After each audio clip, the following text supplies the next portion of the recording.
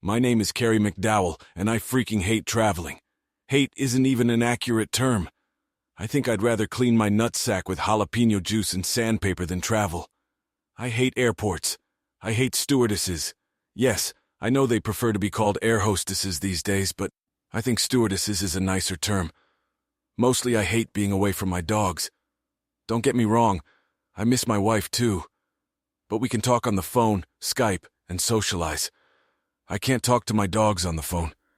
I can't walk them on the phone and pet them. The dogs don't care about Skype.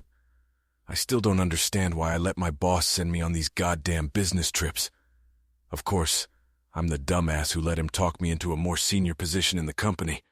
I work as a shop supervisor at EXJ Valve Company in Houston, Texas.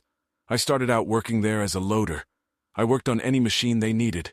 Sometimes I welded. Sometimes I just turned a wrench. I was and still am one of those guys that will do whatever it takes to get the job done. I started at EXJ 20 years ago after I was laid off from a sawmill in South Dakota. I only lived in South Dakota for 2 years and felt miserable most of the time. The human body is definitely not designed to work outside in freezing weather. I moved there because a friend told me how much money we could make working as loggers. He had already worked there for a year and was making good money.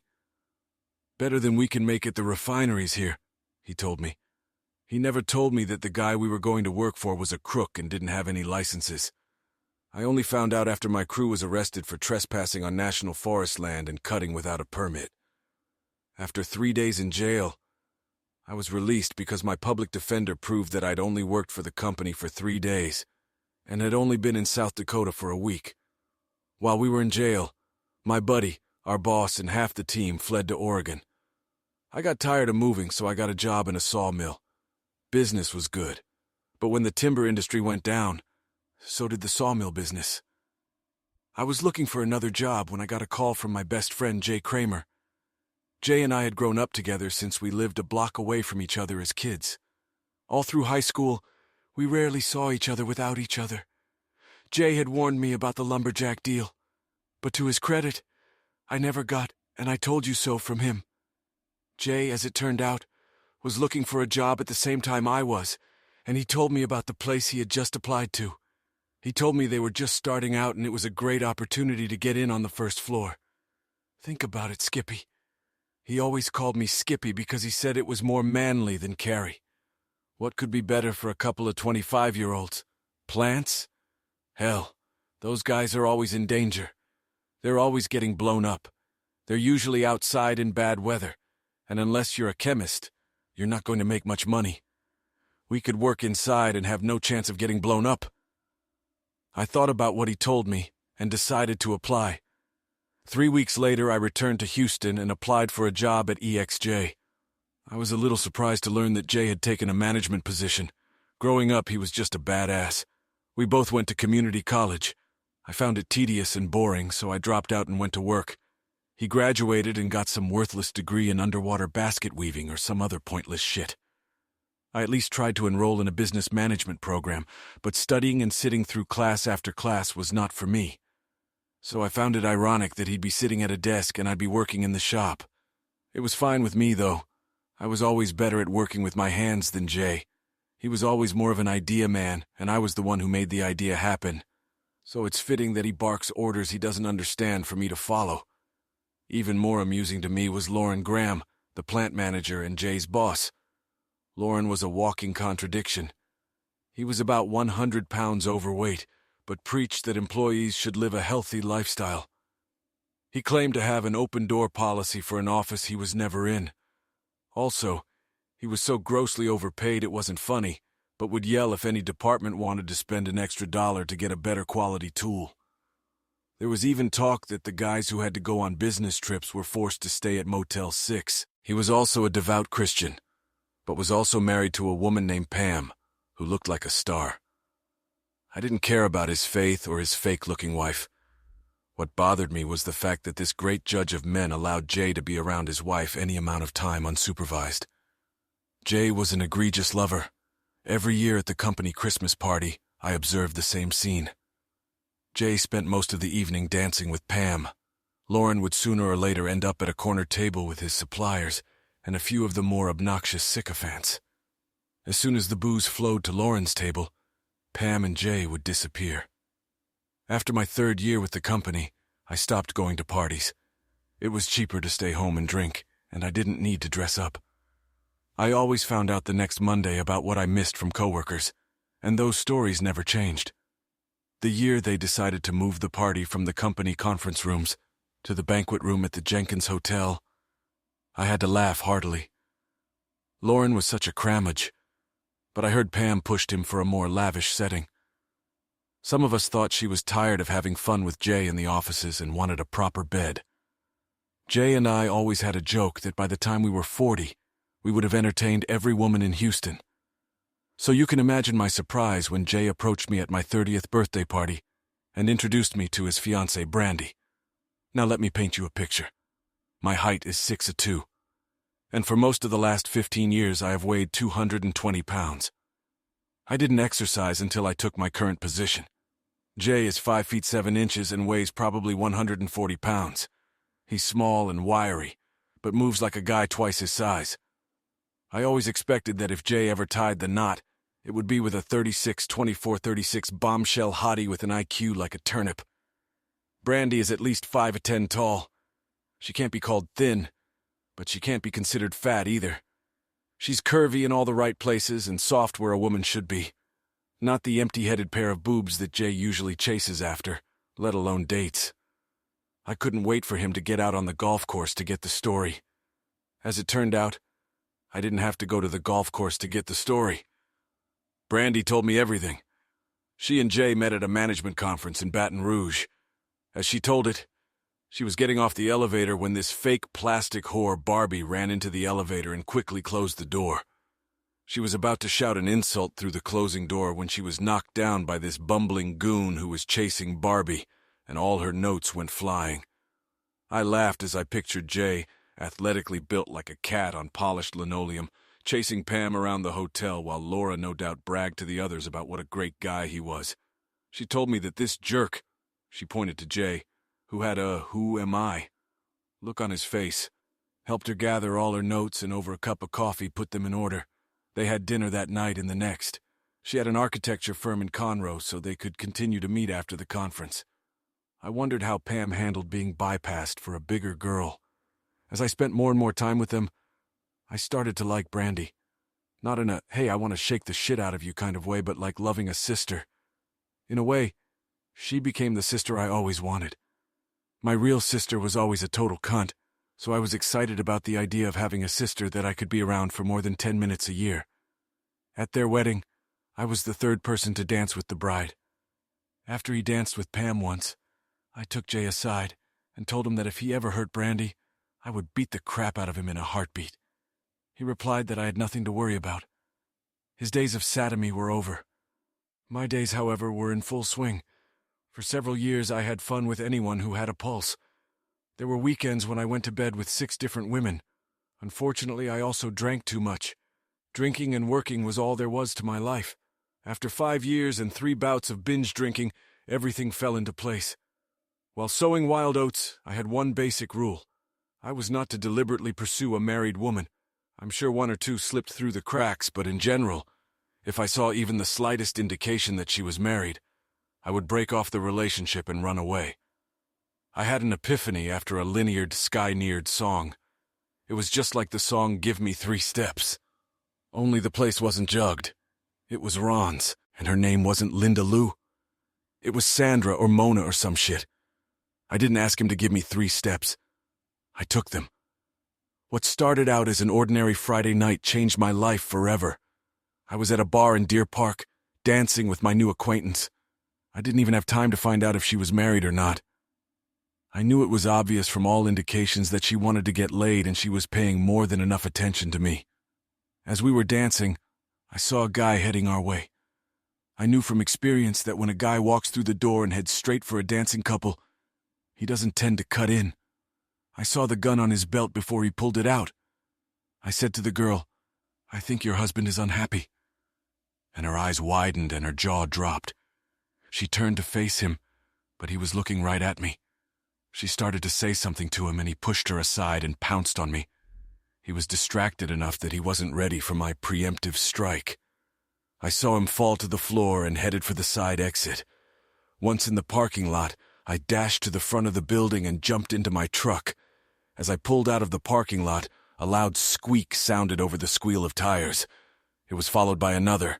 I looked in my rearview mirror and saw a guy with his face covered in blood, pointing a gun in my direction.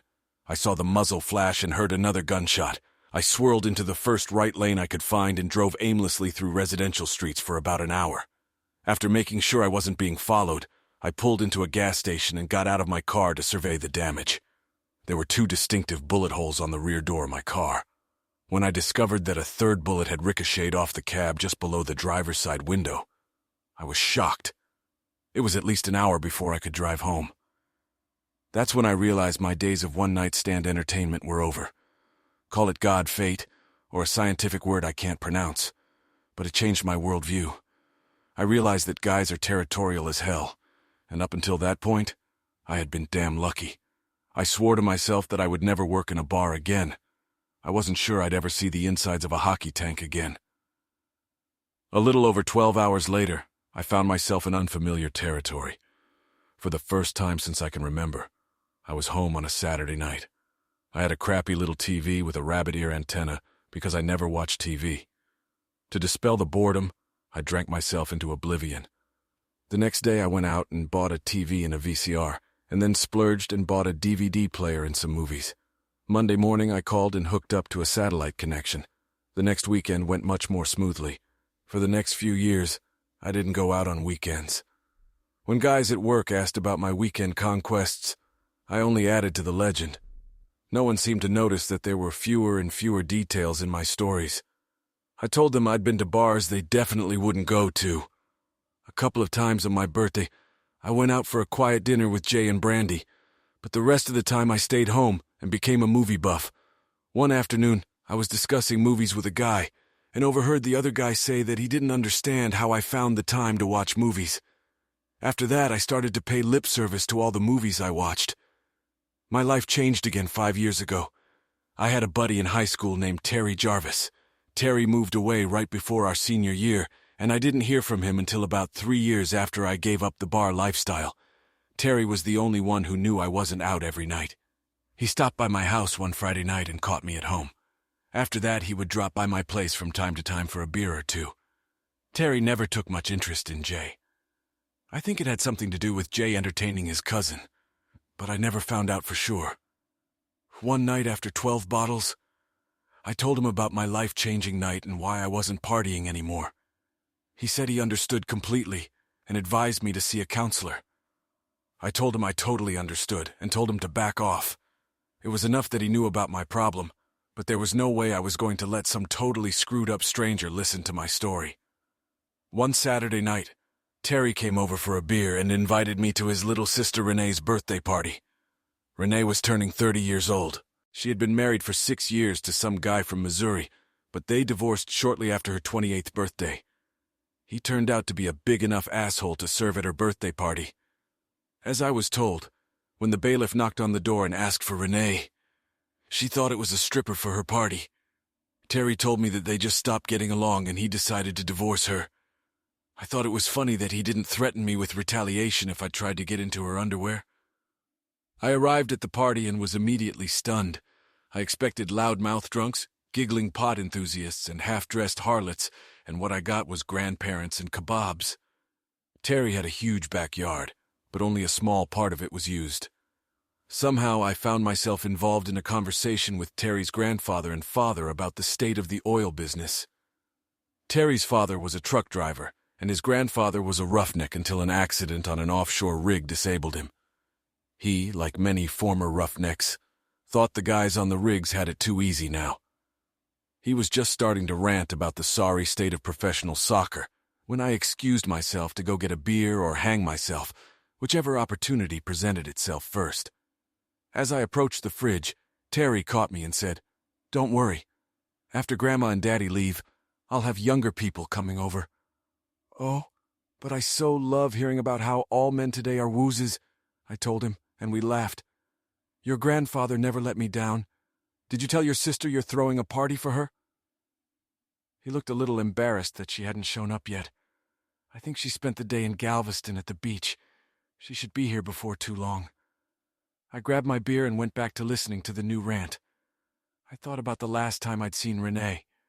She was a freckled kid with braces and pigtails, calling her brother a booger eater or something to that effect. I was deep in my thoughts when the calls of "Hey y'all" rang out like a redneck's alarm clock. The gate opened, and 4 gorgeous women stepped through it. I recognized 2 of them immediately. Renee was still freckled and ponytailed, though her body hadn't stayed true to the shape of a decade ago. She had the kind of bob that she didn't want to leave. The other girl I recognized was Elizabeth Spears. Elizabeth, or Lizzie as she liked to call herself, had always been Renee's best friend. Lizzie was a pot-bellied girl with braces and spots adorning all her clothes. And if you'd told me back then that those 2 would grow up so beautiful that even a blind man would play sports, I would have laughed in your face. I was truly at a loss for words. Renee walked over and greeted her grandfather and great-grandfather. I couldn't do anything but nod at her as she looked in my direction. I tried like hell not to look like a ravenous fool, but I suddenly remembered that I'd only been with my hand for the past few years. A short while later, I was staring at Lizzie across the gathering. Yes, I was staring and most likely drooling. I was so engrossed that I didn't notice Renee standing next to me. Worse, I didn't notice that she was talking to me. "Huh?" I asked, trying to sound courteous but failing miserably. Renee laughed and replied, "I said I could introduce you to her so you wouldn't stare from afar." I laughed. "No, it's okay. I just can't get over how much she's changed. And neither have you.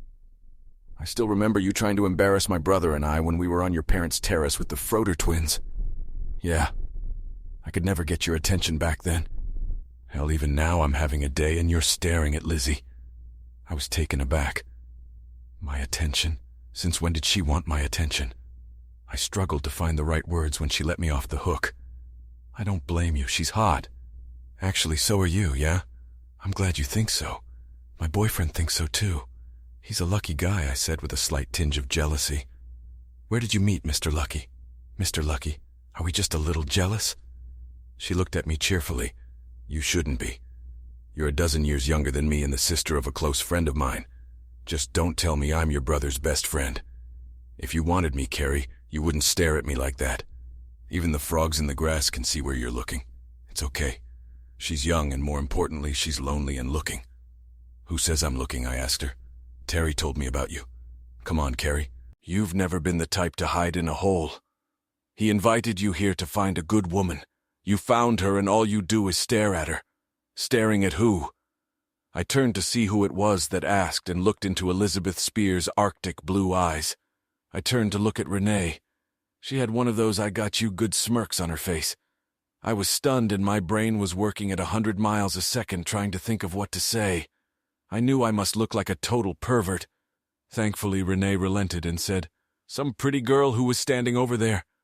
Lizzie turned to look where Renee was pointing, and Renee nudged me in the ribs with her elbow. "Talk to her," she muttered softly. "I must have missed her," Lizzie said with a strange look. "Yeah, I think she popped out of the gate or something," Renee said, elbowing me in the ribs again. "Yeah, but I got to go, honey. I have to get up early. I'll see you Wednesday night at your party," Lizzie said to Renee. They both moved towards the gate, with Renee casting glances at me whenever Lizzie seemed to be looking the other way. My next goal was to sneak out of the party before anyone invited me to another party, which I was sure was going to be at the bar. For the rest of the evening, I managed to avoid Renee by going from group to group. Finally, I said goodbye to Terry and his wife Linda and headed home. I figured that after all the beer I'd had, I'd go straight to sleep. One part of me was angry that I'd avoided an invitation to the party and a second attempt at hooking up with Lizzie. The other part was glad that I wouldn't have to come up with some lame excuse not to go. I ended up wiping one out by imagining Lizzie and Renee doing a body shot. Monday night after work, I headed to the grocery store. I'm always on the lookout for girls I may have rejected during my wild days. As I moved through the aisles looking at the merchandise, I saw Lizzie walking down the other end of the aisle I was in. I figured if I saw her close enough, I'd say hi to her. But remembering the upcoming party, I wasn't about to go out of my way to run into her. I was looking through the frozen pizzas. trying to figure out where I would get the most bang for my buck when I saw her again. She was looking at the frozen entrees. I moved down the aisle toward her, looking at the frozen pizza options. When I looked back, I saw some slob in a dirty white wife-beater peeking at her from behind. She didn't seem to pay him any attention. I watched him pretend to look at the diet frozen meals in the display case next to the display case she was peeking into. I say he was pretending because in his cart were several containers of bacon, several bags of potato chips, and a case each of soda and beer. "Hey, you should probably be more careful or you'll melt everything in the freezer," he told her. Did he really damn say that? I thought, trying to suppress a laugh.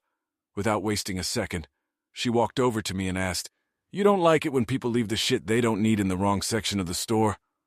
I wasn't quite sure what she was getting at, but I played along. "Yeah, some people are just too damn lazy. Yeah, honey. Remind me to tell the next clerk that there's a misplaced item in the freezer department that definitely belongs in the fat slob's aisle." I was at a loss for words, and started laughing as hard as I hadn't laughed in a long time. The guy in the ladies' beater turned an unusual shade of red and raced on his tail away from the freezer department. Lizzie and I stood laughing together for a few more minutes. One of the guys quickly grabbed his dinner from the TV and stepped aside as if wanting to pick up something from the two of us. "I want Chinese food," she said. I glanced at her basket and didn't see anything Asian in it. "So, like a dummy," I mumbled, "I think the Asian food is in aisle 8. The sounds of laughter filled the frozen food aisle again. This time Lizzie was the only one who got the joke. She looked at me and stopped. "Oh, are you serious?" I suddenly realized the situation. "Oh, well, actually, I didn't think a young hottie would invite an old fart like me to dinner. But I know a place nearby if you don't mind." "An old fart? You're not even 40 yet, let alone an old fart." I blushed at her compliment and held out my hand to her. We left our baskets in the middle of the aisle and walked out of the store. We walked into a small establishment not far from my house. I had food delivered to me all the time, so I knew the food there was good. We chatted as we ate, and I kept imagining the sweet and sour sauce dripping off her protruding nipples. Watching Lizzie's spears eat was very sensual, even if only one of us was in the game. As we waited for the check, my brain was already deciding what images I would replay in my mind as I spanked little Carrie. I was brought out of my pre-masturbatory wool gathering by a simple question. "So your house isn't too far from here?" "Yeah," I replied, thinking she was making conversation. "I live across the park about 3 blocks from here. Well, your house is definitely closer than mine, so let's go." A few sweaty hours later, she lay next to me and panted. "Do you know how long I've been dreaming about this, Carrie?" "Well, I imagine you started." She silenced me by elbowing me in the ribs. "You asshole. I meant how long I've dreamed of entertaining you. I'll tell you how long. Remember the night you and Terry were vacationing in the old camper?" "Yes. I remember we vacationed in that camper many times. I'm sure you and Renee did too." "Yes, but we never had guests." Lizzie saw recognition flash across my face. "Yes, that night. I tried in vain to remember exactly what I'd done, but the image was fuzzy. I remembered that Jessica and Melissa Froder were identical twins. I know that Terry and I had switched places with them several times that night. I may have even traveled around the world with Jess. When you made Jessica scream like a banshee, I didn't know what that meant, but it's been on my mind ever since, and I've wanted it ever since I realized. And Carrie, you were definitely worth the wait." She got out of bed and started to get dressed. "You don't have to leave," I told her. "Hell, I'll even sleep in the wet. I'll have to leave. I have to get up early and it's a long drive to my apartment." "How long a drive?" "My apartment is in Galveston, so it's a pretty long drive. If you live in Galveston, why do you go grocery shopping in Pasadena? Seriously, who drives 30 miles for groceries? Don't the stores in Galveston sell frozen food?" She sighed. I lay there in a day as she finished getting dressed. She came over and kissed me deeply. "I'll see you Wednesday." "Sure," I said, not realizing what I had just agreed to. As the door closed, it hit me that she was following me. I suddenly felt stupid. "See you Wednesday," I said into the darkness. Shit, it's Wednesday. Renee's birthday, son of a bitch. I'd been duped. All day long I'd been on edge about the whole birthday thing. My buddy Cliff asked me why I was in La La La Land the whole damn day. I told him I was invited to an event I didn't want to go to. Just dodge the call, bro. It's simple. When the event's over, you'll say you forgot, and your phone's on the fritz. Bingo. Lizzie didn't have my phone number. I didn't have a landline, and my cell phone wasn't listed in the phone book. I figured if she wanted to contact me, she'd have to come all the way from Galveston again. As I drove home, I was feeling pretty good. On the one hand, I might not get another chance with Lizzie. But on the other hand, I wouldn't have to face the crowds at the bar. I stopped by the grocery store again since I hadn't bought anything the day before. When I got home, I turned on my phone and found that I had 3 text messages. I also had 3 text messages and a voice message from an unknown number. The first message had an address in downtown Houston. The next one had the time, 8 o'clock to be exact.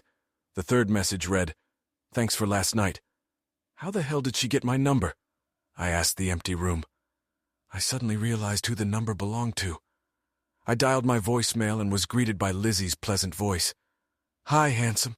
I hope you don't mind, but I took the liberty of calling my cell phone from yours while you were in the bathroom last night. I texted you the address in time of Renee's party, so I'll see you there. Oh, and Carrie, I can't wait to see you." Damn, Cliff and his advice. Cliff has obviously never encountered a person as driven as Lizzie. I spent a sleepless night trying to figure out how to avoid the party, and failed miserably. That day was the first time I'd ever taken a day off from work while I was there. I eventually fell asleep, but around 10 I was awakened by Quiet Riot's song. I was about to curse the bastard playing music while I tried to entertain Catherine Zeta-Jones, when I realized I could hear my cell phone ringtone. I hit the answer button and tried to say something intelligible, but could only mumble something resembling English. "Carrie, you sound like you just woke up." "Not yet. In a little while, do you want me to call you back later?" I finally realized I was awake and talking to Lizzie. "No, babe. I just had a rough night and I fell asleep a little while ago. You called me, baby. Now I'm all worked up. You're not sick, are you? I'd hate for you to miss tonight's party. I'm so excited to see you. I almost played the card she dealt me and told her I was too sick to go, but I heard the deep disappointment in her voice and told her I would come. She let out a joyful squeal and a kissing sound and hung up. I fell asleep immediately and dreamed of an endless string of maniacs with guns while I danced with Catherine Zeta-Jones. Finally waking up around 1:30, I watched TV. There were cheating spouses on Jerry Springer. After a few hours of stultifying daytime television, I showered and dressed for the party. You go without fun for a few years and then you foolishly hit on the first chick you see? I have no idea why, but my inner monologues always sound like a bragging high school senior. Maybe I was whipped. For the first time in my life, a girl was pursuing me. I've pursued and participated in too many failed relationships to count. In my time away from bars, I never once thought of any of the women I'd slept with over the years. Not even the one that almost got me killed. And then there was Lizzie. 29 years old, smart, funny, and damn attractive. She wanted me, she haunted me, and occupied most of my thoughts. Was I in love? Not yet. But it didn't take long for that to happen. I was also sure the feelings were mutual, even though I was past 4 and a little softer in the middle. I got to the club a little before 8. As I got out of the car, I heard a rumbling bass from the sound system. Looking around, I didn't see Lizzie's Meta anywhere. I walked to the front door where a greasy-haired guy in a cheap suit asked for my ID. He examined it, nodded his head toward the door, and told me to enjoy my vacation. As soon as I walked through the door, smoke, pulsing lights, and loud, trashy music washed over me. I usually have classic or southern rock playing in my truck or at home, so I'm not familiar with loud shit with its electronic squealing and spacey sounds. The place was packed with assholes of all stripes. I expected to see a crowd like this on a Friday or Saturday night. It made me wonder if any of these people had jobs. I spotted Renee at the other end of the floor and started making my way through the sea of tattooed guys and dressed-up little girls. Once again, I was reminded that my youth was ancient history. Almost every bastard in this place had more metal sticking out of his body than my truck. I was somewhat comforted by the fact that I'd never visited a bar like this, and was unlikely to encounter any ghosts from my past. As I made my way through the squirming masses and laser lights, I found a surprised Renee. She was saying something, but from 3 feet away, I couldn't hear her over the rumble of boom, boom, boom that seemed to permeate the air. "I didn't expect to see you here," she shouted in my ear. "I didn't expect to be here either," I shouted back at her. "How did you even know?" And then a surprised expression appeared on her face.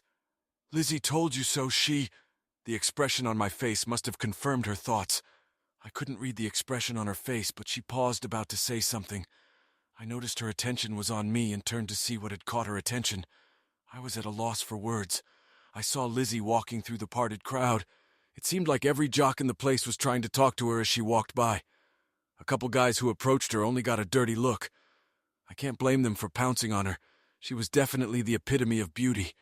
She walked right up to me and kissed me. All the dreams of the other men in the place died. You could almost hear the air coming out of their egos. "I'm so glad you came, baby. I've been waiting all day for this." She turned to greet Renee. Then she and Renee started talking. I couldn't understand anything from their facial expressions, and I certainly couldn't hear a damn word they said. After their conversation, everyone in the group moved to an area farther away from the dance floor. It was less crowded, and they could talk. Yelling still had to be done, but there was no need to invade personal space. Everyone was drinking and having fun. After a few beers and a shot of Jack Daniels, I decided I could handle the dance floor. I really couldn't dance like everyone else, but it didn't seem to matter. Lizzie pressed herself against me with her whole body, and I just moved with the booms like everyone else. As we danced, I caught a glimpse of a guy approaching quickly. He walked over and patted Lizzie on the shoulder, and the world froze in slow motion for me. I saw or thought I saw him reach into his back pocket. I know a lot of guys keep their guns in their back pockets.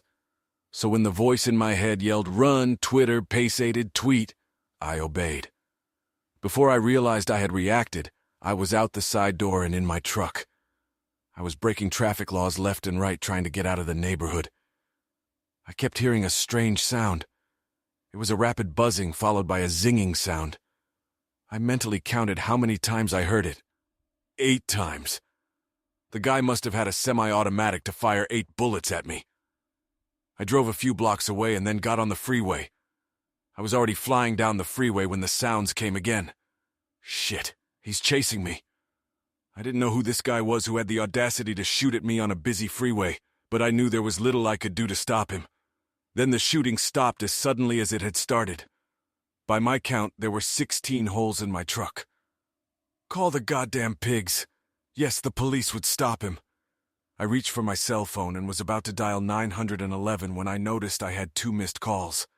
I'd have to deal with them later since getting this fool to stop trying to kill me was a higher priority than buying Amway or donating to a cop relief fund.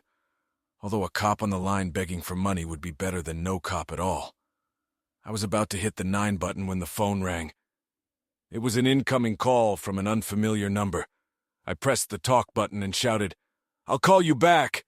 I have to call the police to stop this asshole shooting at me." I disconnected the call, and a sudden thought struck me like a George Foreman punch. I steered my truck across 2 lanes and onto the freeway. I stopped at a fast food place and got out of the truck. I didn't find any holes.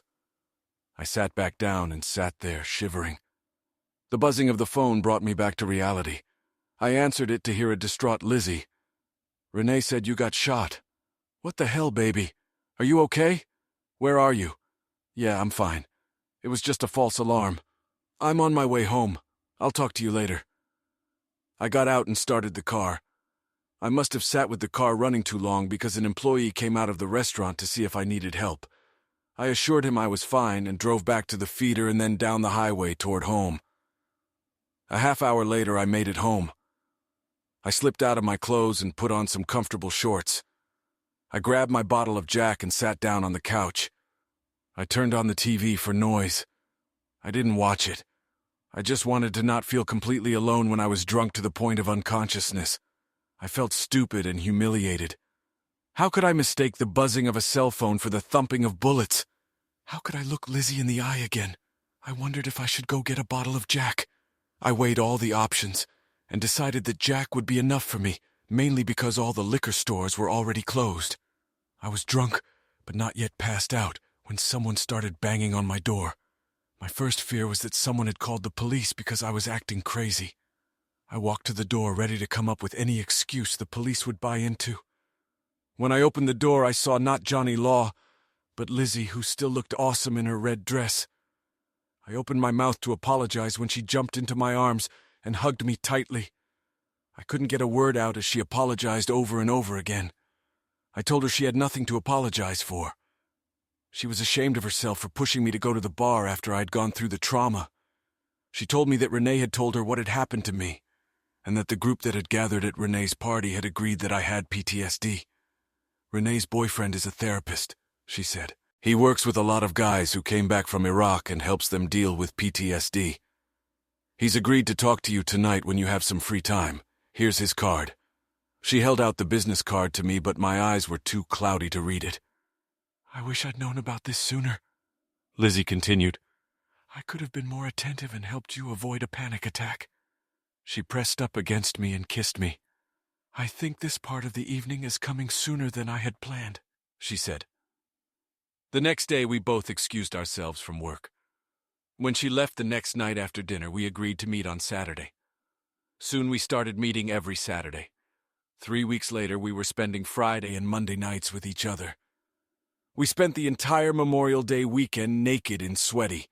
While our texts and friends grilled brisket and ribs, we performed the Kama Sutra.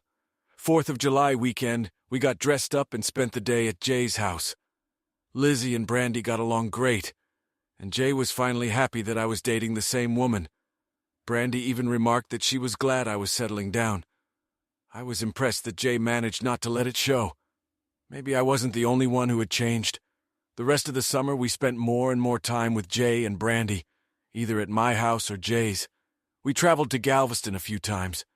Lizzie's condo was only a block from the beach, so we didn't have to find parking on a busy street. Of course, hurricane season and late summer made people nervous. Many old-timers were betting that Texas would suffer. Many said we were overdue. Every time a tropical storm popped up, people prepared for the worst, either an influx from Louisiana or having to flee on their own. Labor Day weekend was somewhat overshadowed by the approach of Hurricane Gustav. Many people from Louisiana streamed into the Dallas area to escape its wrath. We received some rain and wind from the hurricane, but it was nothing more than a normal thunderstorm. A week later, we learned of the devastation Hurricane Ike had wreaked on Haiti. Most meteorologists predicted that the brunt of Ike would hit Florida or New Orleans. However, most Texans were watching cautiously. On Monday, there was a 20% chance that Ike would hit Houston. By Thursday, authorities informed Galveston residents that they should leave the city, and Lizzie came to me to stay until the storm was over. On Friday, authorities informed Galveston residents that it was highly undesirable to remain on the island, and many neighborhoods below sea level were evacuated in anticipation of storm surge. Stores were emptied and many residents left. On Friday afternoon, Houston residents were told to stay put because it had become too dangerous to flee. My parents called me from Dallas Friday afternoon and asked if I could come to their home and make sure everything was still okay. They had left their house 4 days ago and had rented a hotel room for 2 weeks. I laughed and told them that no one is allowed in Galveston, much less on the Ball of our peninsula. Mom just sighed and said she hoped everything would be okay. Friday night, Lizzie and I went to bed listening to the wind howling outside the window. I woke up every now and then during the night, hearing the shutters banging and the rain hitting the walls of my house. After waking up at some point, I realized that the house was unusually dark. I could still hear the storm raging outside and wondered how long it would be until morning. I tried to sleep some more but soon gave up. I slipped out of bed, leaving a sleeping Lizzie under the sheet. I went to look at the television and found that the power was out. The battery-powered radio informed me that I could make landfall around 2 in the morning, had already moved inland, and was weakening. The reports were bad. Someone reported that the piers at Galveston were destroyed, and that the storm tide was at least 12 feet on the ball of our peninsula. I did not go to bed that night. After the storm, we were without power for 5 days. I stocked up on enough food to last a month. We received ice and water daily from various relief groups. Most of the people in line for ice and water had a dazed look on their faces.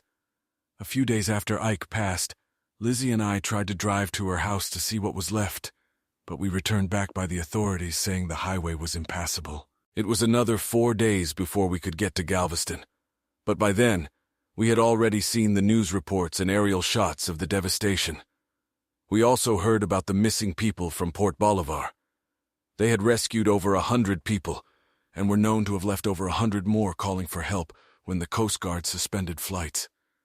I was glad that my mom was an anxious person, and made my dad flee early. When we were finally allowed to see Lizzie's apartment, we found that she was gone.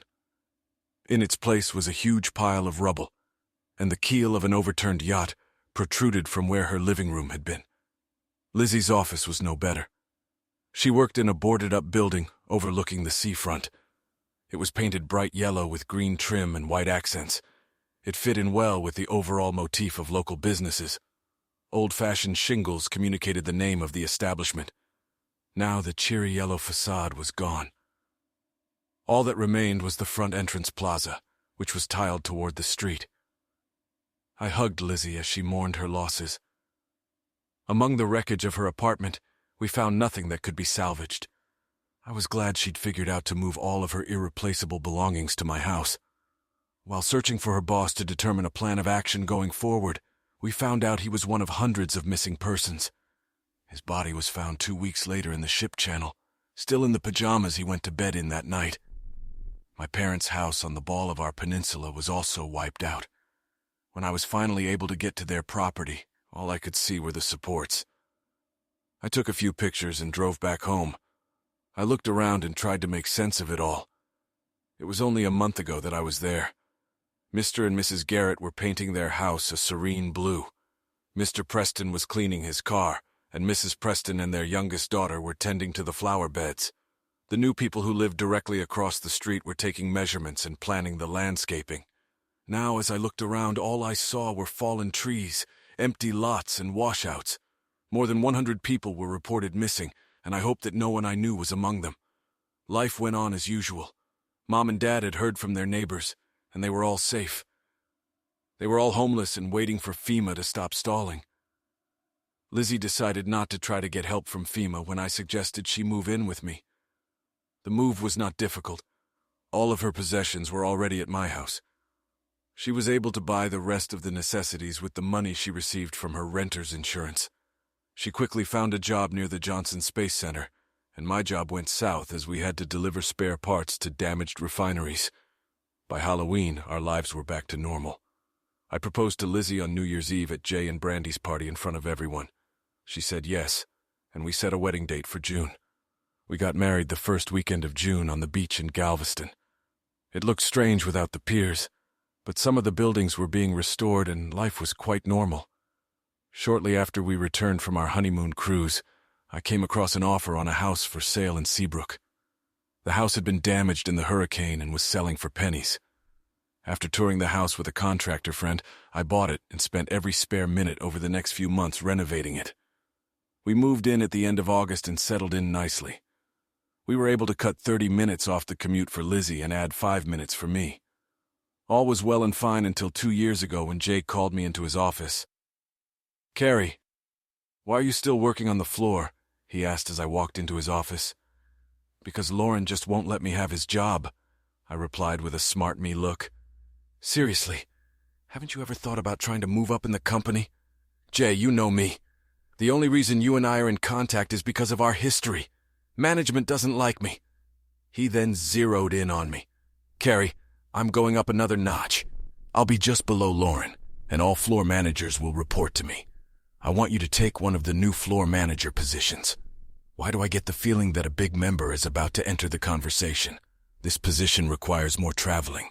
This position requires more traveling. Those words echoed in my head the rest of the day and all the way home. I already had to travel at least once a year because every salesman had to play service technician from time to time. I even took advantage of the fact that Renee's therapist boyfriend helped me enough to let me go to a bar or two with the other guys from work. On the way home, I stopped and bought 12 bottles of Bud. Lizzie saw the beer and said, "Uh-oh. Did we have a bad day at work, my sweetie?" I walked over to her and kissed her. Yes, I was offered a promotion. Yay, so a beer in honor of that. Not really. I'm not sure I like the offer. I then told her about my conversation with Jay. Traveling is fun, honey. I don't know why you don't like it. If it didn't mean being separated from you, I'd find a job that required more traveling. Yes, I said. Traveling is good when you go to places like New York or Milan, and I go to holes like Prudhoe Bay in Alaska and Chum Creek in Alabama. The only scenery I see in my travels is pipelines and sweaty assholes with ass cracks showing. Well, I think you'll make a manager and you'll sweat less coming home in the evenings. As long as you don't make me sweat, I said, looming over her. She squealed and ran up the stairs, and I rushed after her in pursuit. The next morning, I told Jay that I accepted the job.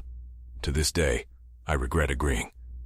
I found that the only thing better than groping at TSA was the financial parsing that Lauren's brother and Walt's accounting manager subjected you to when you turned in your expense report. I once had to stand there and explain why an extra cup of coffee showed up on my expense report. I bought a service tech a damn cup of coffee, I said to Walt. Then I pulled 4 quarters out of my pocket and slapped them on his desk. Don't worry about it, Wally. This cup is on me. That day ended with me leaving work after Lauren and Jay gave me a requiem prayer for acting stupid with Walt. In the evening, Jay came to my house as I was looking through the job search ads to beg me to come back. I came back the next day. The next time someone was to take a trip, they should have read a list of rules for spending company money on the road. At least I knew that if I was on the road and a problem arose at home, Jay's help could be counted on. On my last trip, the valve on the toilet bowl jammed and the bathroom flooded. Lizzie called me in a panic, and I told her I would call her dad and have him fix it. Her father had a hard time with the plunger. Dad wasn't home, so I called Jay. He said he would go and help Lizzie clean up. I called Lizzie back and told her help was on the way. In the evening, when I called Lizzie, she looked tired, but told me that Jay was a godsend and helped clean up all the water. When you hang the title of manager on a guy off the floor, it's like gilding a stallion. The mayors or roughnecks want nothing to do with you. In their opinion, you have crossed over to the other side and are no longer trustworthy. Plus, you feel like an asshole if you have to cave into a guy for doing something you yourself have been doing for years. Studs or other managers don't look at you as an equal. At least Lauren and Jay had the foresight to put me in charge of a different group of guys than the one I'd worked with before. But unfortunately, that group had the highest number of failures in the field, so I was tasked with improving that. For the first 6 months, I was immersed in learning the processes used in the day-to-day operations of my group. I immediately tried to improve several tasks that I thought were silly and useless. This led to me running into engineers on an almost daily basis. Finally, one day I told Lauren and Jay that if they wanted me to appease the eggheads, I would tender my resignation right on the spot.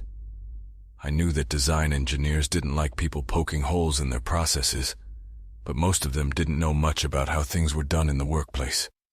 By the time all was said and done, I had an engineer who became the liaison between me and the rest of the engineers. Lauren also, albeit grudgingly, gave me carte blanche to look at the budget, figuring that whatever I spent on fixing problems in the plant would lead to fewer failures in the field down the road. Just when I started to really get going, someone decided I needed to review more field failures to make sure I was implementing the right fixes.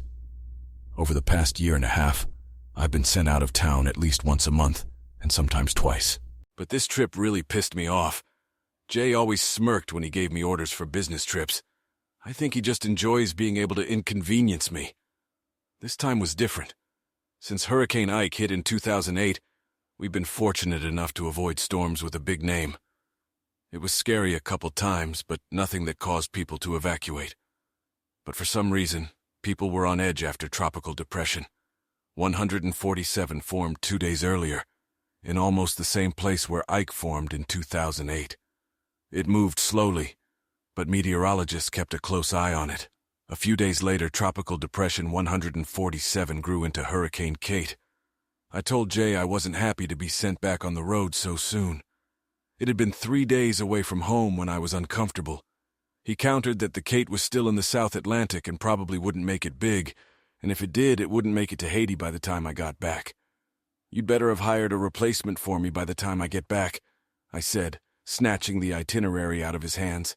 I intended to hold out long enough to pay my travel expenses and then look elsewhere. He didn't follow up by asking me to change my mind, so either he thought I was joking or he didn't care.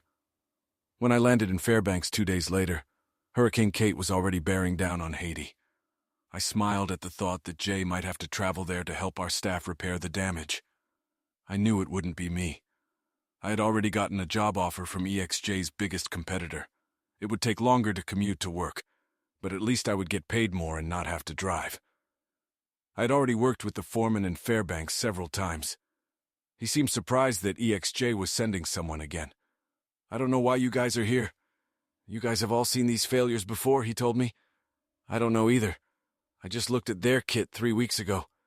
It would be cheaper to just send the failures back to you to look at them instead of flying here all the time. Maybe my shift manager will implement that," I thought. In my hotel room that evening, I turned on the news and learned that Kate had devastated Haiti. The storm was already a Category 3 and was predicted to skirt Cuba and possibly head for Mexico. I called home, talked to a sleepy Lizzie, and then went to bed myself.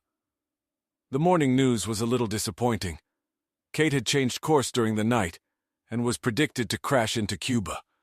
According to the new models, it was supposed to hit northern Mexico. I went and spent a boring day watching the guys change valves and engines. In the evening, the news was even worse. Kate was hitting Cuba, and now NOAA had opened up the possibility that she might be headed for the Texas coast. I cursed Jay, dialing Lizzie's cell phone number and getting no answer. I figured she was already asleep. I tried calling her in the morning and still no answer. After figuring out the time difference, I realized she was probably at work. I then set out for my last day of boredom in Alaska. I spent most of the day thinking about the fact that if I ever went back to Alaska, I would have to bring my fishing gear with me. In the evening, I called home again and got no answer. I tried calling on the landline and got no answer either. To say I was worried would be an understatement. My next step was to call Jay. Just as I was about to call him, my cell phone rang. The caller ID indicated that it was Mrs. J since my phone had Brandy's cell listed. I was able to answer in a calm voice. "Hi, Brandy." "Carrie, have you talked to Jay lately?" There was concern in her voice. "I was just about to call him.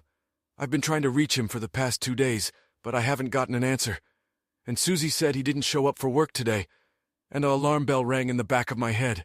I can't get through to Lizzie either," I told her. "I was going to have Jay stop by and check on her. Where are you, Carrie? I'm stuck in glorious Fairbanks, Alaska until tomorrow.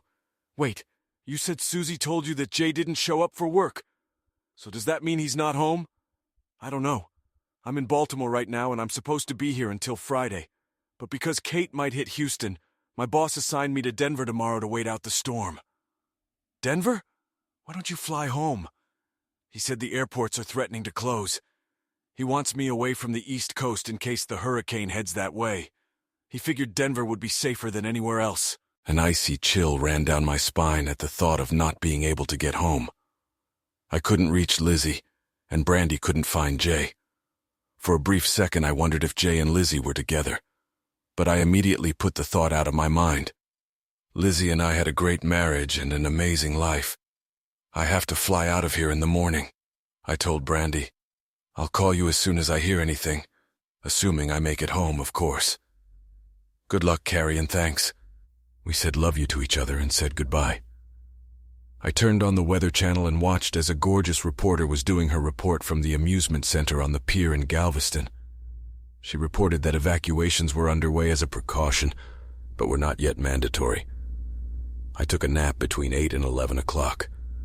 I got up, showered, and packed. At midnight, I drove the rental car to the airport and checked in for my flight home. I was irritated and getting more irritable by the minute while the asshole at TSA was dealing with me. Finally, at 25 to 2 a.m., the plane was in the air and I said goodbye to Alaska. I planned to come back here someday to fish and enjoy the natural beauty of the place. As I went to bed, I dreamed of making love to Lizzie on the grassy riverbank in between bouts with salmon in the crystal blue river.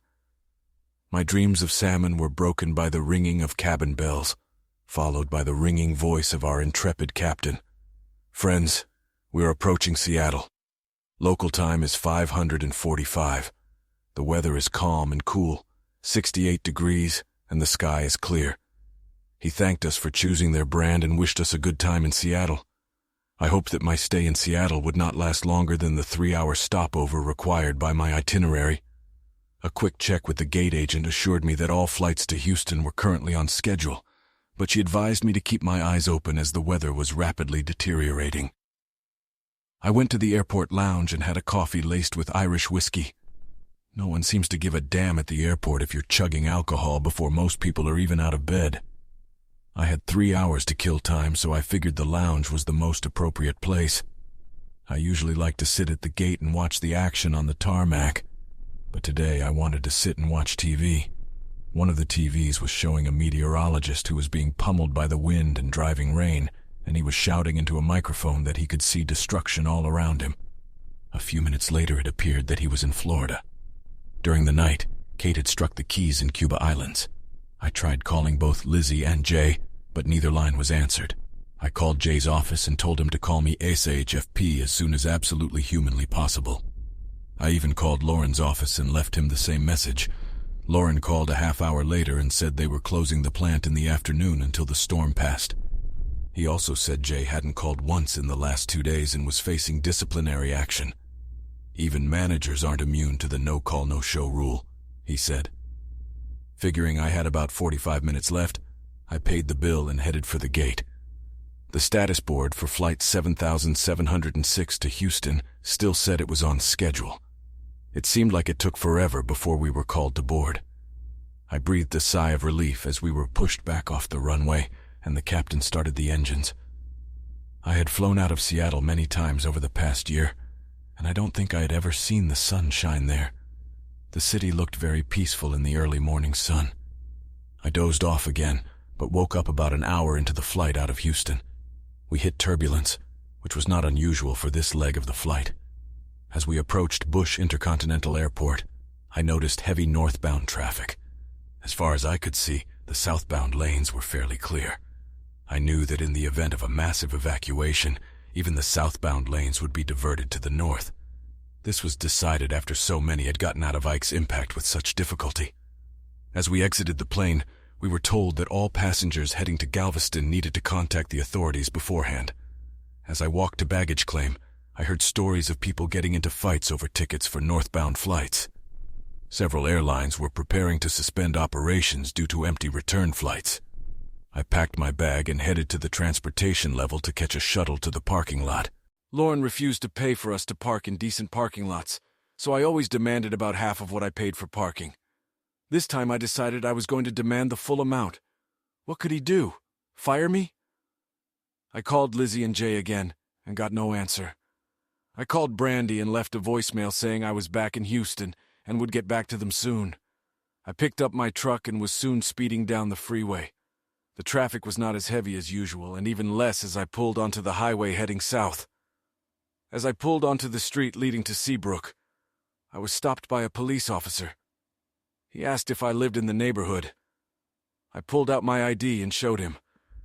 "We are wary of looters since most of the neighborhood has been evacuated," he told me. "Is there an evacuation order?" "Not yet, sir, but I'm sure it will become mandatory tomorrow. Right now it's just a recommendation." 3 cars with trunks passed by, and I said, "Looks like a lot of people are following that advice." "Yes, sir. I plan to leave as soon as my shift is over." "Be careful, sir." As I drove the remaining 8 blocks to my house, another 12 cars passed by, leaving the neighborhood. I pulled into my driveway, figuring I'd put the car in the garage later. I noticed my neighbor Bob Sandeville stowing things in a small U-Haul trailer. So soon Bob shouted I to him, "What happened to that Aztec spirit?" "Hey, Mac." He called me Mac because his wife's name was Carrie and he thought one Carrie giving him a hard time was enough. "Yeah, I'm running away, kid. I hope you don't need a U-Haul truck because that's the last one I could find in Harris County. I've got 5 more minutes and then we'll head to Austin to find a hotel. Hey, Bob, have you seen Lizzie in the last 2 days? No. To tell you the truth, I haven't even seen a light on in there. Maybe she's gone to her parents' house.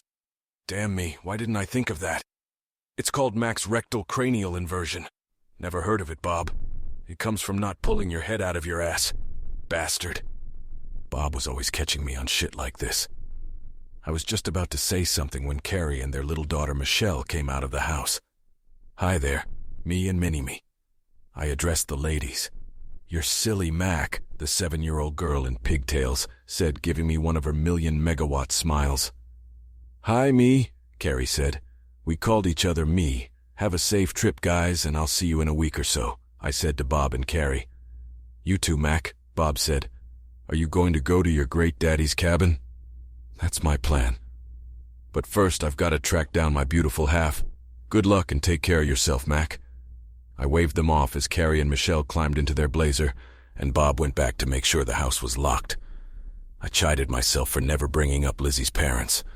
Brad and Teresa Spears had a house in Katie's neighborhood in Houston, and they were most likely out of harm's way. I unlocked the front door, and barely crossing the threshold realized I hadn't used my key. The door was unlocked. My irritation was tempered by the fact that of my 4 dogs, only Lucifer had come to greet me. Ginger, King, and Bubby were nowhere to be seen. Once upon a time, Lizzie and I had one dog. Lucifer, named for his ability to get into trouble when he was a puppy. Lucifer is a Boston Terrier, and he stuck to me like glue. We got Bubby from neighbors who were getting divorced. None of them had time for him. I always played with him over the fence. One day while I was playing ball with Bubby, his owner Allison came outside. As she marched across the yard, I thought she was going to say something about me playing with her dog. You and Bubby seem to be getting along pretty well, she said to me. Yeah, I guess I do, but I haven't met a dog I don't get along with yet. Listen, Jeff and I are selling the house, and when I move I won't be able to take Bubby with me. It would do my heart a lot of good if you would take him in with you. Will you do that for me? I won't do it for you, I said, and saw her face lower. I will do it for him. I can't bear the thought of him going to the orphanage. Half an hour later, I was playing with Bubby in my own backyard. Do they know their dog is here? Lizzie asked when she came out to tell me it was time for dinner. She knows anyway, I answered her. I then explained why the beautiful gray and white pit bull was with me. She was a little offended that I had taken the dog without consulting her, but understood. From now on, I will consult with you before getting new dogs, I said with 2 thumbs up like a scout. If there's a place in hell for people who break their scout oaths, that's where I'm headed. I'd forgotten to consult her when the woman who drove the tacos offered me a German Shepherd puppy named King, and she was out of town when I came across a stray Rottweiler named Ginger. Although she was here when I put up search ads and put an ad in the paper looking for Ginger, after a month she agreed and we had 4 dogs. Yes, the dogs eat a lot and poop a lot, but I spend a lot of money and time training them. The big dogs are trained to let a stranger into a room, but once they are in the room, the dogs block their exit until I act up, and Lucifer just plays badass. Even Lizzie can't call them off. For some reason, they don't respect her, and that's something I plan to work on with them. Terry happened to find out about it when we were watching the game on TV. He went to the bathroom. I forgot to call the dogs to me when he left the room. When he came out, there were 4 grinning canine teeth staring back at him. I laughed and called them to me, but was assured that they would keep any intruder trapped until I arrived and dealt with the situation.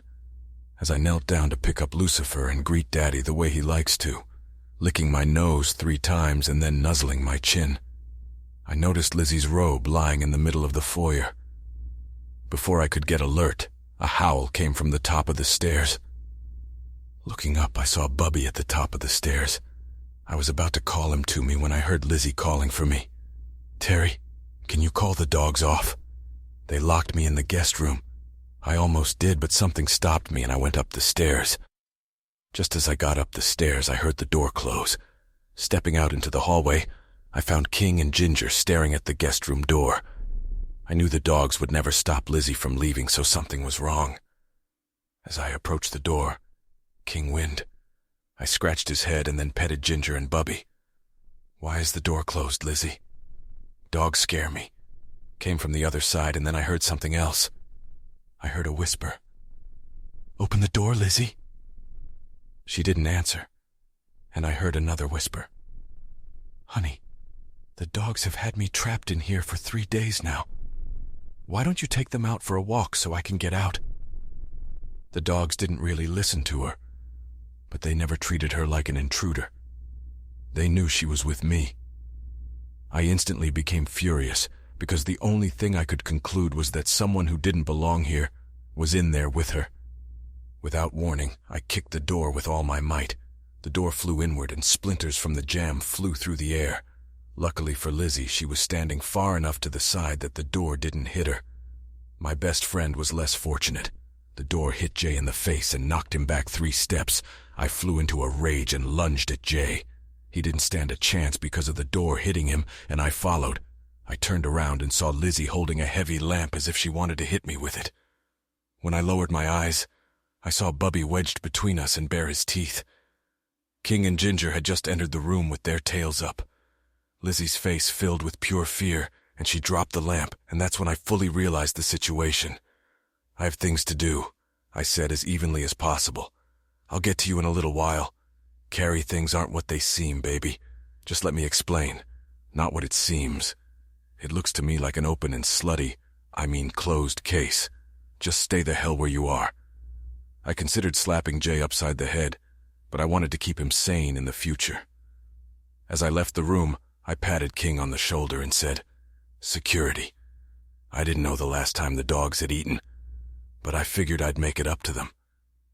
As I walked down the stairs, I heard Lizzie squealing at me, and King growling at her before she retreated back into the guest room. Not far from where I found Lizzie's robe, I found her cell phone. On the couch, I found Jay's clothes, and in his pants pockets, I found his cell phone. I stuffed his clothes into the fireplace and contemplated lighting it. I took both phones into the dining room and plugged them into their chargers.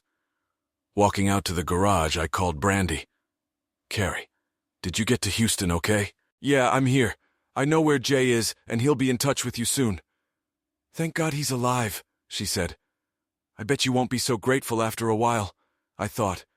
"Did you get to Denver okay?" "Yes. When I got here, they started canceling flights to Houston. I'm not surprised. I think I'm the only living soul in Seabrook right now. Even the criminals are fleeing. Be careful, Carrie. I will. We'll talk in a little while." I went to the garage to put up the hurricane shutters, and for some reason, I was surprised to see Brandy's Lexus parked on my side next to Lizzie's Center. Chicken shit bastard can't even use his own car to chase his wife. My hurricane shutters consisted of 1/2-inch thick plywood that I painted to match the color of the house. The plywood was attached to the sill with a set of metal clamps. These clamps were springy and held the plywood in place.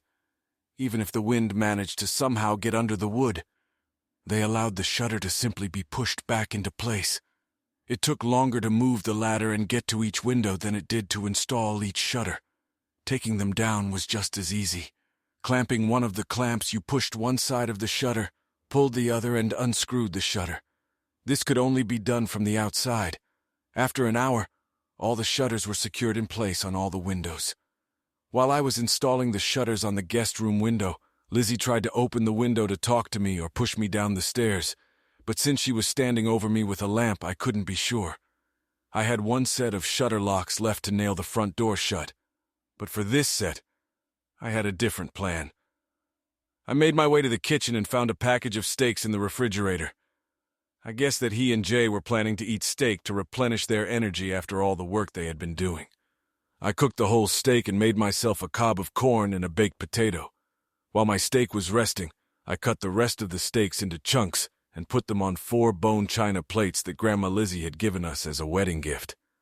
This china had never been used. It stood in the china cabinet and was dusted off from time to time, but Lizzie always lost her temper if I suggested we use it for food. I also pulled 2 silver spoons from the dresser. Silver, like bone china, was not to be used. I carried the 2 plates upstairs and placed one in front of King and the other in front of Ginger. "No," I said, going down to get the other 2 plates. I picked up the other 2 plates and put one for Bubby and one for Lucifer. Lizzie stood there looking horrified. "Are those steaks from the refrigerator?" "Yep. Looks like I made you some appetizers." "Oops," I said, heading back down the stairs. I grabbed 2 silver spoons and 2 cans of Alpo. I bought dog food in 3 varieties. I bought large cans of Alpo for the 3 big dogs and Mighty Dog for Lucifer. I also bought 50-pound bags of dry food to keep all 4 of them fed. I opened the Alpos and stuck spoons in the top of the cans. Taking a jug of purified water from the counter, I went back upstairs.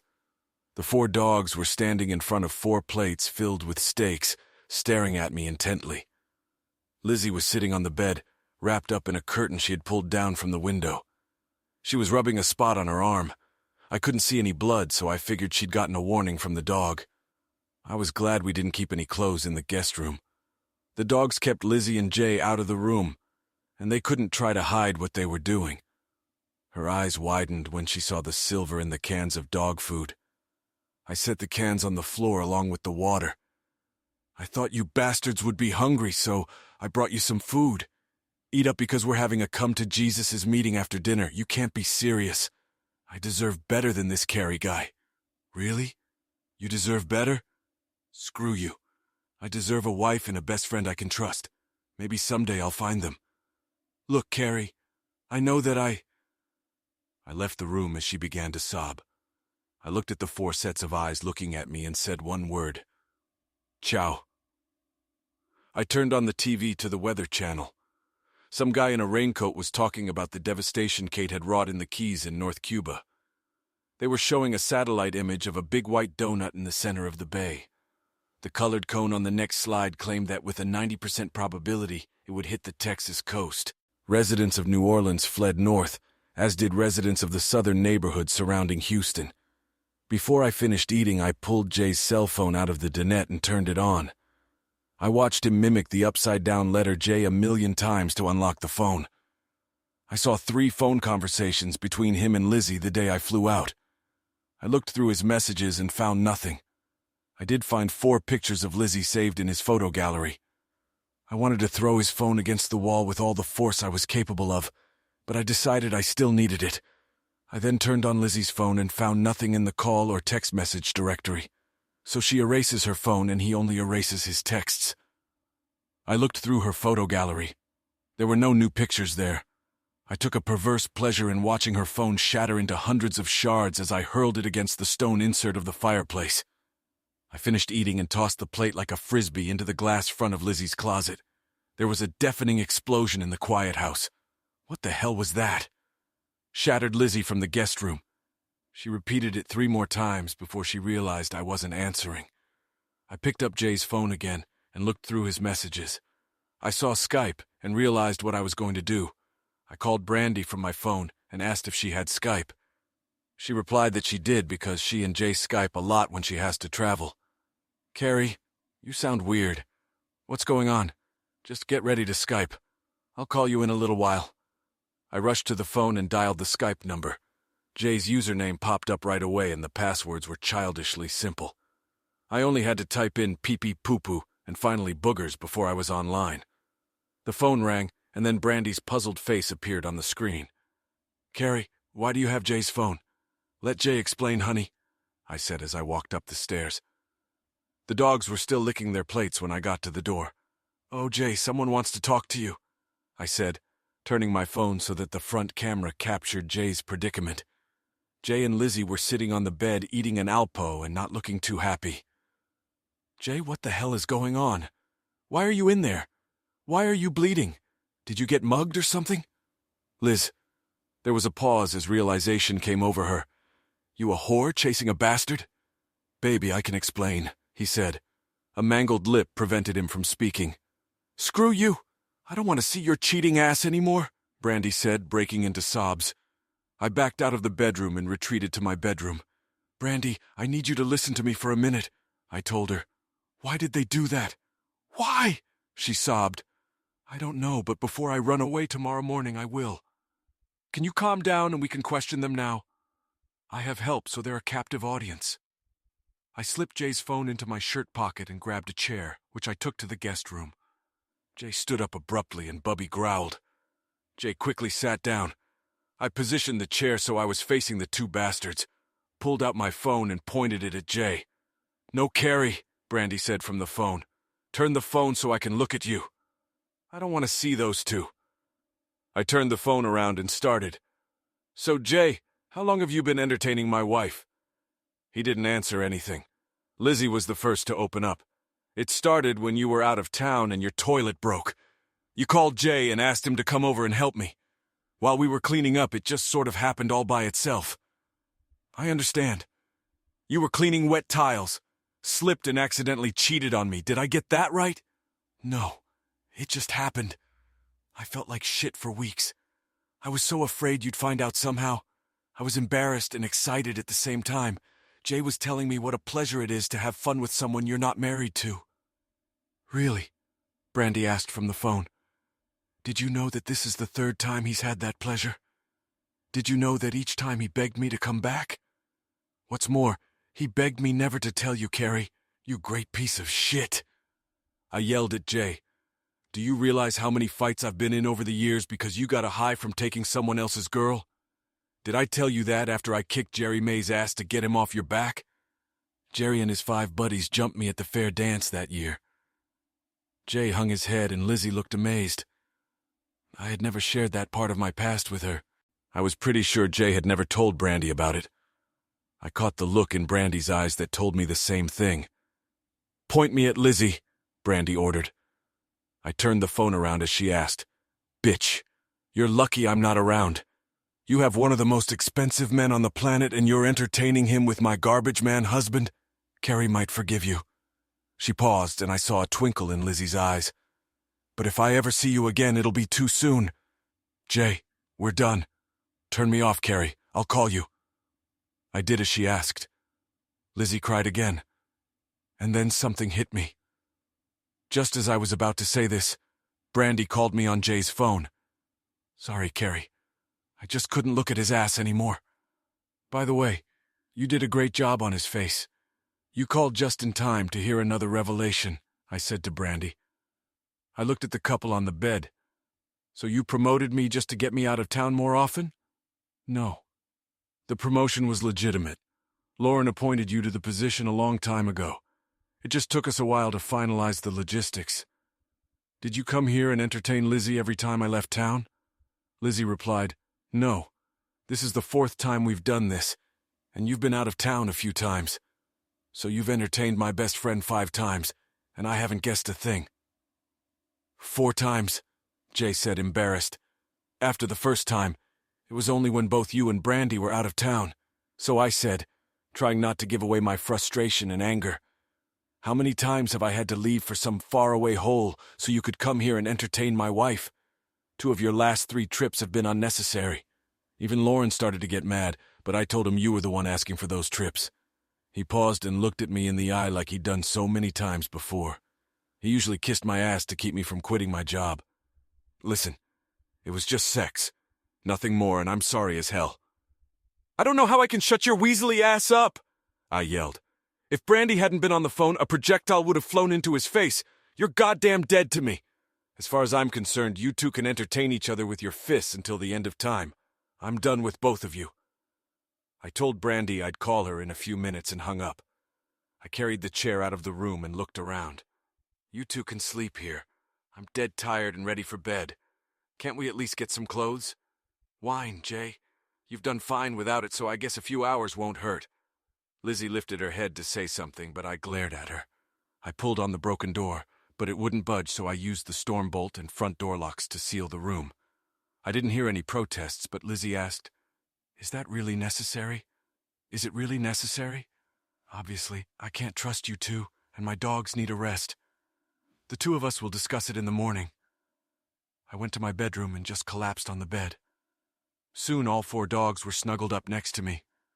I was just starting to doze off when I remembered Brandy. I called her from Jay's cell phone. "Are you okay?" I asked her. No, I'm not okay. Are you?" "Not at all," I said, holding back the emotions that were trying to spill out of me. She was my world, Brandy. I know, Carrie, she said as my sobs took over. I was ready to catch him again. I didn't see that either, but you had no idea, so I'm sure it hasn't gotten to you yet. What are you going to do now? I'll leave in the morning. I'm sure I'll end up in jail. Maybe I'll just leave and let those two sort themselves out. Take care of yourself, Carrie. Call me when you get a chance. I hung up the phone and forced myself to sleep by an effort of will. I didn't sleep well, but I did fall asleep. When I woke up in the night, I heard the wind howling outside my window. I got up and walked down the stairs to watch TV. As I walked past the guest room, I heard something. I wasn't sure if it was Lizzie crying or what was going on. Honestly, at that point, I didn't care anymore.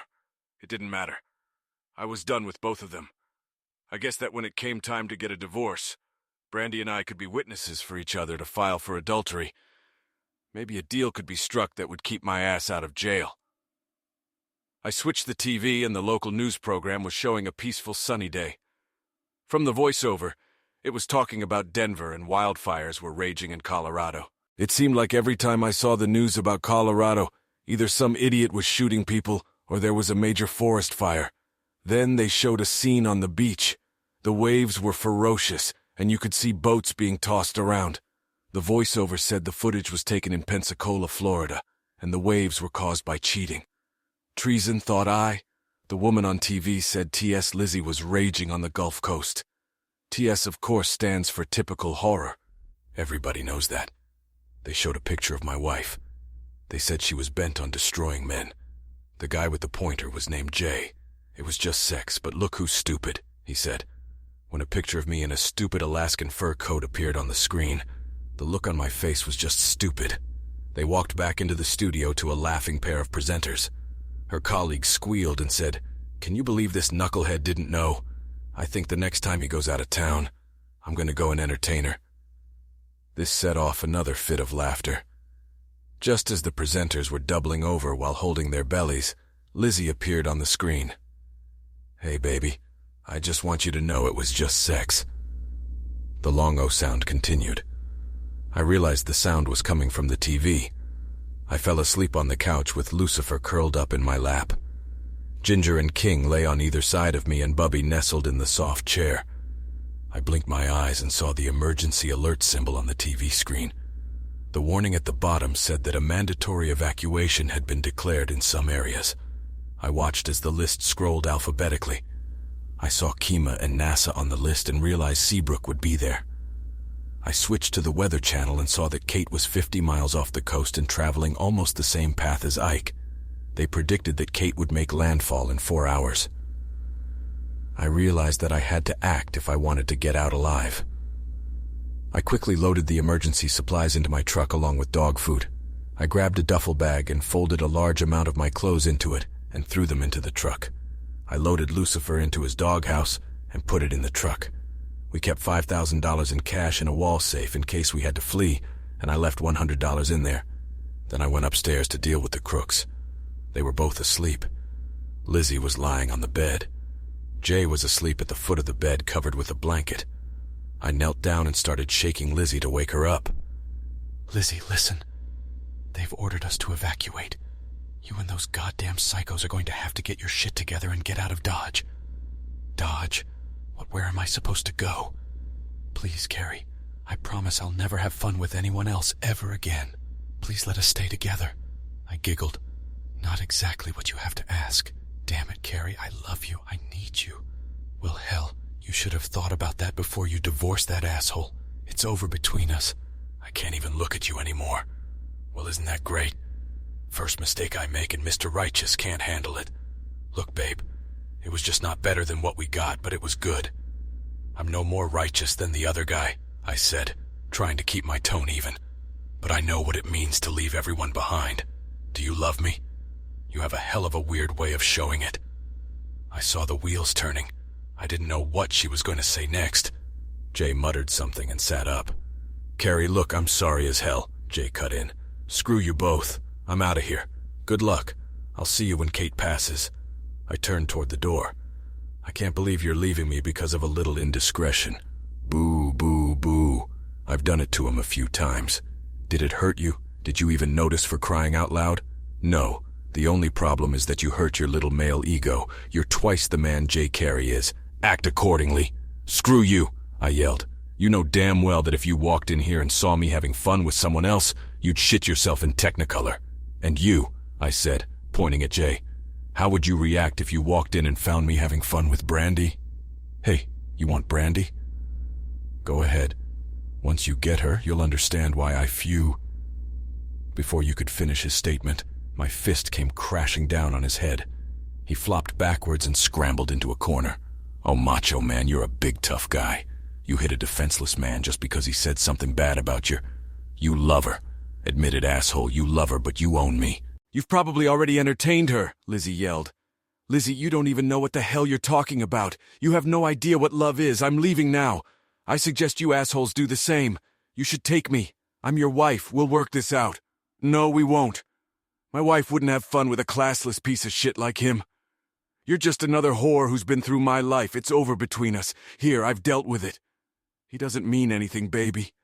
I love you, not him, she whined. Let him go, Lizzie, Jay intervened. We don't need him. After this is over, you can divorce him and he'll pay for you to stay here and have fun with me every day. He'll go to jail and his goddamn mongrels will go to the shelter. Good luck to you, I said as I left the room. Where am I supposed to go? Please take me with you. My car will never make it. You can't leave me here. Sorry, I only have room for my faithful companions. You'll have to deal with the shit for brains there. You stopped being my problem the moment you let him seduce you. But if you're wise, you'll go to your folks. They'll be safe in Katie. I summoned the dogs to me and headed down the stairs. I could hear Lizzie yelling at Jay, trying to get him to get up and move. By the time I was halfway down the stairs, the noise of the storm had overridden any sounds the bastards might have made. I also noticed a strong odor of gas in the house. I wondered if I should warn those assholes upstairs to keep the lights off, but decided they were adults and would figure it out for themselves. I needed to get the dogs to safety. The neighborhood had already turned into a disaster zone. Roofing materials and pool covers were lying in the street, and branches of large trees were lying everywhere. I saw 3 burning houses, and a 4th that looked like a bomb had exploded in it. By the time I got in my car, the wind was starting to roar. I pulled onto the freeway, but there were 3 accidents that hadn't cleared in time, so the highway was impassable. I turned around and headed into the thick of the storm. I was afraid I had waited too long. The wind was driving the rain sideways and I could barely stay on the road. King's howl came from the back seat. I almost didn't notice the large pecan tree that had fallen into our path until it was too late. The next morning, the cameramen stood at the ready while the makeup artists fancied up the anchorman. Can I get some sugar in my goddamn coffee?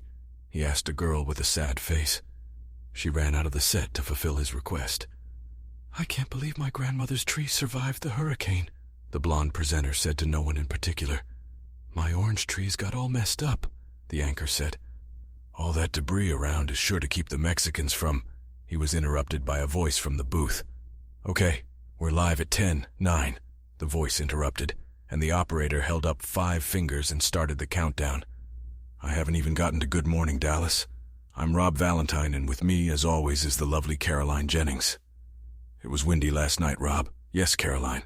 As you all know, Hurricane Kate, or the remnants of it, blew through town early this morning and is now wreaking havoc across Missouri and Arkansas. Caroline? Yes, Hurricane Kate is still strong and wreaking havoc across the southeast. We'll turn to Skip McAllister at the Weather Center for details. Skip! The man standing at the green screen suddenly looked fully awake. Moments before, it had seemed as if he had been dozing. Thank you, Rob. Caroline. Yes, Kate has returned to tropical storm strength and continues to weaken. But Kate carried the punch, and early this morning, Category 1 winds hit Dallas, damaging trees and roofs. Last night, when it hit Galveston and southern Houston neighborhoods, the 150-mile-per-hour winds were already Category 4. Daniel Bridges lives in Houston. All monitors show a woman in a raincoat standing among piles of scattered lumber and fallen houses. Thank you, Skip. As you can see behind me, the devastation is indescribable.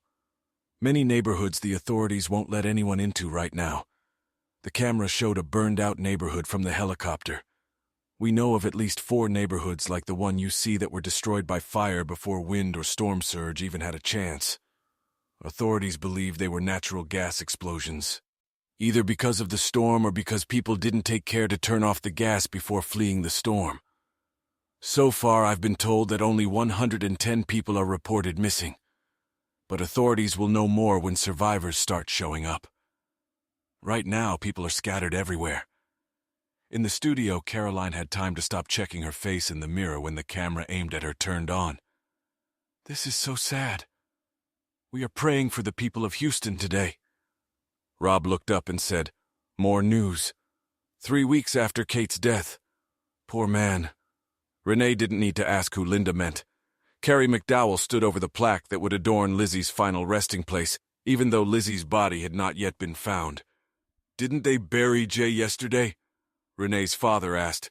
"Yes, and today he's burying Lizzie. Someone said his dogs were the only thing keeping him alive." After the service, people gathered at Carrie's parents' house. Carrie moved in with them after returning from his grandfather's cabin near San Antonio. His home was completely destroyed.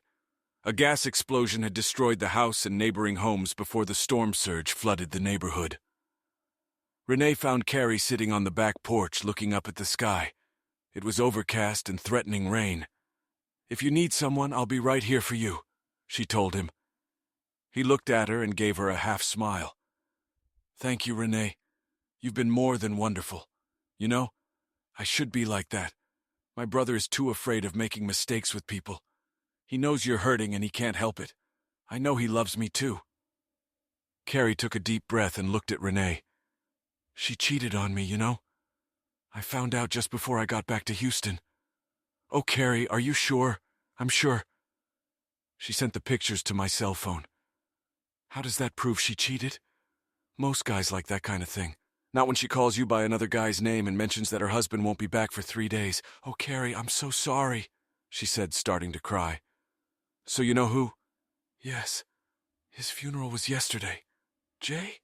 she asked, surprised. "Lizzie was having fun with Jay." For a while, Carrie was silent. He seemed to be struggling to find the words and losing the battle to hold back the tears. "Terry said they found her car, but nobody. Yeah, they said they found some empty cars. Too many people didn't leave when they were told. Brandy knew? Yeah, sort of. She knew he was cheating on her, but she didn't know with whom. I talked to her when I was in San Antonio. She's going to move to LA. She has family there. There's a job opening at her company, and she wants to get away from everything that's going on here. When I get the insurance money, she's going to sell me her house." He himself didn't know why he wasn't being truthful about how he found out about Lizzie's infidelity. He told himself that the cell phone story made him look less foolish. For weeks he had been alternately feeling guilty for not taking Jay and Lizzie with him and feeling stupid about the affair happening under his nose. He knew they had plenty of time to get to her parents' house. He'd traveled 10 miles and back, and it had all worked out. They had an easier escape route. He suspected they might have been in the house when it exploded. You know what the saddest part is? If she were coming through the gate right now, I don't know that I wouldn't take her back. I loved her with all my heart, he sobbed. I'd die for her, so I don't see how she could do that to me. Of course, he snorted. You could say I'd take her back since I'm sure she'd be out of bounds now. I told her parents she wasn't here when I got home and figured she'd already left for San Antonio. Her father blames me even though they haven't been able to contact her for days either. Carrie sighed and looked at Renee. I let your brother down. You know that. A puzzled expression appeared on Renee's face. You let Terry down? How? Do you remember the barbecue for your birthday? She nodded and he continued. You said that night that Terry invited me there to find a good woman. I found Lizzie and now I realize it wasn't that good. So I failed. No, Renee said. I remember that conversation well. I told you that he invited you there to find a good woman and all you did was stare at Lizzie and ignore the good woman. Carrie McDowell, I've spent my whole life trying to get your attention. She paused and looked up at the darkening sky. She had no idea I wanted you. I didn't know she was into you until the day before my party. I had planned to meet you the Tuesday before the party and invite you. I knew you'd find a reason not to go, so I was going to make you do it the following weekend." Carrie sat stunned for a few minutes, then put his arm around Renee's shoulders. "Can you find it in your heart to forgive a fool?" "No, but I've always loved you, Carrie. That will never change. You're not a fool, and there's nothing to forgive you, even if you are a little retarded. So what's going to happen now?" Ask Carrie. "Oh, I'm going to try to make a life with my new boyfriend." "Oh," Carrie said dejectedly. "Hopefully he'll treat you well and make you happy." "I'm sure he will, Carrie. He's a great guy even if he is a little slow." 4 weeks after Kate, the detectives who arrived on the scene looked like they stepped out of a slapstick buddy cop movie. Detective Willis was tall, black, and bald. Detective Lewis was short, fat, and white. They had been partners for over a decade. The young patrol cop gestured for them to approach him. "Officer Dane," Lewis asked. The young policeman nodded. "What do we have here?" "Detective, the rescue team found these 2 bodies by the trees, and I thought you might want to take a look at them. I haven't called forensics yet, because I got in trouble last time." "Oh yeah, I heard about that. You called CSI to a drowned woman in a car," Willis said. "I didn't hear about that," Lewis said. "Yeah, that was a week ago. Forensics determined at a glance that she was a hurricane victim and read Officer Dane the riot act." Lewis grinned. "Wouldn't want to be a rookie after a major disaster. Kid, we'll be finding bodies for a month. You did the right thing to call us." They followed the young officer into a grove of dead trees. Detective Willis took a few pictures and said, "Call in the rescue team, Officer Dane. These 2 died in the storm. See the swelling? That's from the water. Their DNA will tell us where to put the bodies. I bet they were in that little Nissan we found last week. It was only a few hundred yards from here. They could have been from that burned-out neighborhood too," Willis said. The officer walked back to his patrol car, and Willis and Lewis walked back to their unmarked sedan. "You know, Tom," Lewis said, "now's as good a time as any to get away with this." "You're right, Dave. I've wondered several times how many bodies were dumped here after the evacuation order was given. Too bad we don't have the time or resources to examine everybody we find. Yeah, that's right. Hey, it's lunchtime. Is there anything open around here?" Epilogue. 6 years later. The setting sun fades quickly when you're in the valley. 2 weeks had taught me that if I wanted to get back to the cabin before dark, I needed to reel in the rods now. This was my 3rd fishing trip to Alaska since I had been here before Hurricane Kate. The only other time I was here was for work. Yeah, Lauren begged me to stay and made it so I couldn't help but stay. He depointed Norman Childs to Jay's old position, and Norman didn't like his managers leaving, so he drastically limited our travel. I didn't complain one bit about this move. About 3 weeks after her official funeral, I got word from the coroner's office that Lizzie's body had been found. They say it's good when it's finalized, but for me, it just opened up all my wounds. Her parents and I had a private service when we buried her ashes. I never told them about Lizzie's adventures. I decided to let them remember her the way I wanted them to. I believe they found Jay's body as well, but since his parents had died and Brandy had gone west, they had no one to notify. Brandy and I maintained a semblance of his first service and agreed to keep in touch. She found a good man named Charlie. I haven't seen her since we closed on the sale of her house, but she seems happy. She keeps hinting that I should come to LA and see her, but I'm hesitant yet. I stop at my post, whistle, and 3 dogs come running. They are never more than 100 feet away from me. King gets to me first, followed by Ginger. Sadly, Bubby died 2 years ago. About a month after I laid him to rest, a pit bull puppy showed up at my door. After weeks of ads and flyers with no owners, I got Jessie. While King and Ginger acted quickly, Jessie and Lucifer were slow. So with dogs in tow and tackle box in hand, I set out on the trail. Moments after entering the clearing that the cabin occupied, I heard a squeal heralding the approach of a 5-year-old. "Daddy!" I managed to drop my gear and catch Danny in mid-flight. "Daddy, Mommy's making hamburgers now. Let's go eat," he said to me with the sense of urgency that only a growing boy can bring to dinner. My son hugged me and then ran to the booth. The 4 canines ran after him, leaving me to gather my gear. I entered the cabin and was greeted by the smell of meat and a juicy kiss from my wife. My 2-year-old daughter Jenna came running in with her arms held high. She too was waiting for hugs and kisses. I didn't think you'd catch anything, so I started making burgers, Renee said with a smile. Well, I guess we'll just eat 6 fish on my fishing rod tomorrow. I sold the house I bought from Brandy. It had too many memories of Lizzie and Jay in it. I lived in that house long enough to sell it, and then Renee and I bought a house in Baytown.